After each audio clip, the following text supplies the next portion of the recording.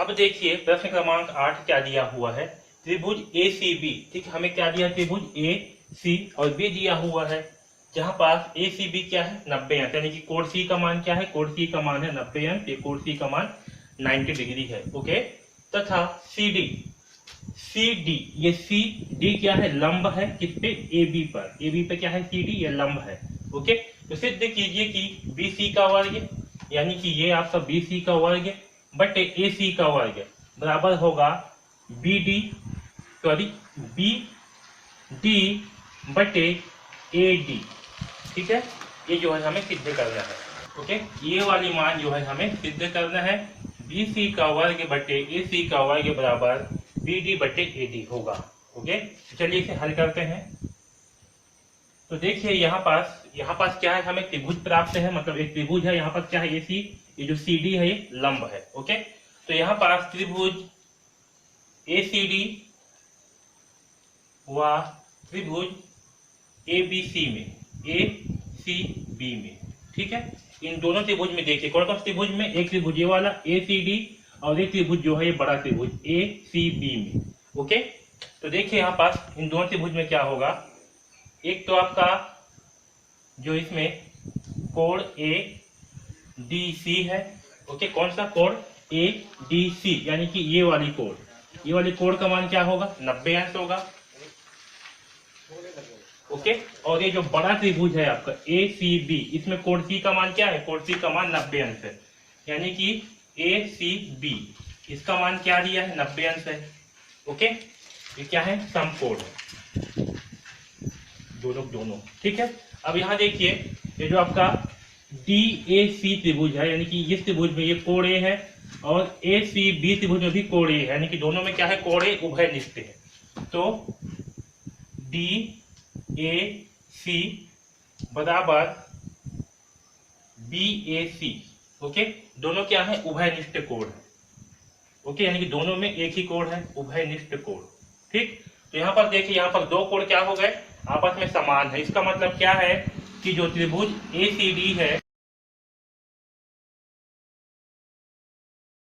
वो समरूप होगा ए सी बी का, किससे, तो ए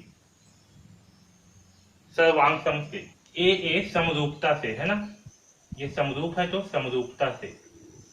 ठीक, क्योंकि यहाँ पर दो कोण बराबर है इसलिए कहा होंगे ये दोनों जो है सर्वांगसम है। ठीक है, अब देखिए यहाँ से अब दोनों क्या है, आपस में सर्वांगसम है, इसलिए त्रिभुज क्या है, आपस में सर्वांगसम है, तो इनके भुजाओं का अनुपात क्या होंगे, सभी भुजाओं का अनुपात समान होंगे। तो यहाँ पास देखिए एसी लेंगे इस त्रिभुज से, इस छोटे त्रिभुज से, तो बड़ा त्रिभुज से लेते हैं सीबी। ओके, बराबर देखिए छोटा त्रिभुज से लेते हैं एसी भुजा, ये वाली भुजा एसी, और बड़े त्रिभुज से लेते हैं ए बी। इन दोनों का अनुपात होगा आपका, छोटा त्रिभुज लेते हैं ए डी, ठीक है, और बड़ा त्रिभुज से लेते हैं ए सी। अब बड़ा त्रिभुज से क्या ले रहा है, ए सी, ये आपका ए डी छोटा त्रिभुज से और बड़ा त्रिभुज से ए सी। ओके, तो दोनों त्रिभुज क्या है, सर्वांगसम है, तो हमने क्या किया, दोनों त्रिभुज से जो है इनके भुजाओं का अनुपात निकाल लिया। ओके, ये समझ में आया कैसे हुआ, देखिए समझाता हूँ। यहाँ पर देखिए हमने क्या किया, एसी लिया, ये लिया एसी, ये सबसे बड़ा भुजा है, यहाँ पास ले लिया ए बी। ठीक है, कर्ण से कर्ण, ठीक है, बराबर ए डी, हमने क्या लिया, ये ए डी भुजा लिया, ए डी ये 90 अंश का कोण है, और एक क्या लिया है ए सी, ये 90 अंश का कोण बना रहा है, कौन सा, ए सी। ऐसे समझ में, यहाँ पास हुआ ए डी बटे ए सी। ठीक, ये इन भुजाओं का अनुपात क्या होंगे, आपस में समान होंगे। ठीक है, ऐसे समझ में, क्योंकि ये क्या है, संगत भुजा है। ठीक है, ऐसे समझ में, यहाँ पास आपको समझ में नहीं आया होगा, लेकिन यहाँ पर समझ में अच्छे से आ गया होगा।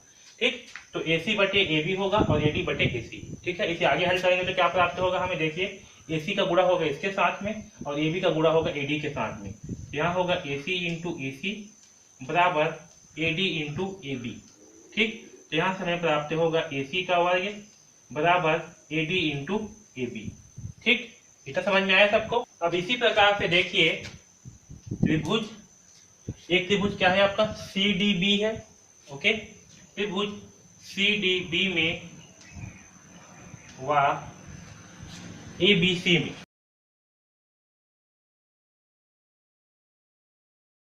ठीक है, तो अब जो है हम त्रिभुज सी डी बी में देखेंगे और ए बी सी त्रिभुज में देखेंगे। ओके, तो देखिए इसमें क्या है, कोण डी का मान 90 अंश है, यानी कि ये जो आपका ये वाला त्रिभुज है सी डी बी, ये वाला कोण का मान कितना है, 90 अंश। और ऐसी ही बी या फिर ए सी बी लेंगे तो ये वाला कोण क्या है, बड़ा कोण में 90 अंश है। ओके, दोनों कोण का मान क्या यहाँ पर समान है। और यहाँ पर देखिए जो कोण बी है ये आपका दोनों कोण में है, या एक तो आपका सी बी डी वाले कोण में भी है और आपका ए बी सी वाले कोण में भी है। ठीक है, तो यहाँ पर क्या है आपका सी बी डी बराबर सी बी ए, दोनों में क्या है, कोण बी जो है दोनों में है ना, तो क्या होंगे, उभयनिष्ठ। ओके, उभयनिष्ठ कोण। ठीक, अब देखिए यहाँ पास क्योंकि दो कोण क्या है, इन दोनों त्रिभुज में क्या है, समान है। इसका मतलब क्या है कि आपका त्रिभुज सीडीबी सर्वांगसम होगा त्रिभुज एबीसी का,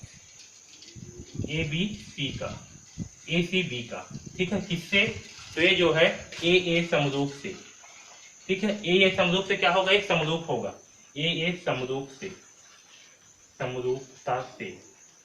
ठीक, तो दोनों त्रिभुज क्या है, आपस में समरूप हैं। अब दोनों त्रिभुज जो है आपस में समरूप है यहाँ पास, तो देखिए मैं इसे फिर से एक बार डायग्राम बना देता हूँ। एक आपका ये त्रिभुज है इस प्रकार से, तो यहाँ पास देखिए ये जो BC है, ठीक है, BC ये किसके बराबर है, ये आपका कर्ण के जैसे है, ये AB के बराबर होगा। ठीक है, ये BC क्या होगा, ये आपका कर्ण के बराबर होगा, AB के बराबर। ठीक, तो यहाँ होगा BC बटे, और देखिए यहाँ पास जो BC है, ये जो BD है, ठीक है, ये BD ये वाली भुजा ये किसके समान होगा, इस BC के समान होगा। तो यहाँ होगा BD बटे BC। ठीक है, क्योंकि जब दो त्रिभुज आपस में समरूप हैं तो इसके संगत भुजाओं का अनुपात भी क्या होगा, समान होगा, इसलिए यहाँ पर संगत भुजाओं का अनुपात को हम समान लिए हैं। ओके, इसे आगे हल करते हैं, तो BC का इंटू होगा BC के साथ में, तो यहाँ हो जाएगा BC इंटू BC बराबर यहाँ होगा AB इंटू BD। ओके, तो यहाँ से प्राप्त होगा हमें BC बराबर AB इंटू BD। ठीक, यहाँ तक सबको समझ में आया। तो इसे जो है मैं समीकरण 1 मान करके चलता हूँ और इसे जो है समीकरण 2 मान करके चलता हूँ। ओके, अब देखिए समीकरण 2 में समीकरण 1 को भाग करेंगे। ठीक है, क्या करेंगे, समीकरण 2 में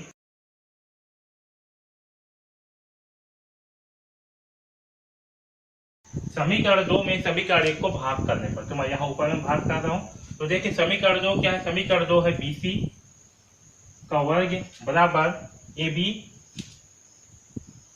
इंटू BD। ठीक है, इसे भाग किसे करेंगे, समीकरण 1 से। समीकरण 1 क्या है, AC का वर्ग, तो यहाँ होगा AC का वर्ग बराबर घटा देते हैं बटे AB इंटू क्या है, AD इंटू AB, तो यहाँ होगा AD इंटू AB। ठीक, अब यहाँ देखिए भाग करने पर क्या होगा, AB से AB हो जाएगा कैंसल। ठीक है, मतलब AB से AB को भाग करने पर 1 आएगा, तो यहाँ से हमें BC का वर्ग बटे AC का वर्ग बराबर प्राप्त होगा BD बटे AD। ठीक है, और यही जो है हमें सिद्ध करना था कि BC का वर्ग बटे AC का वर्ग बराबर होगा BD बटे AD। ठीक है, तो यहाँ पास जो है ये सिद्ध हुआ। ठीक, तो इस प्रकार से जो है हम इस प्रश्न क्रमांक 8 को हल करेंगे। ठीक है, आया समझ में।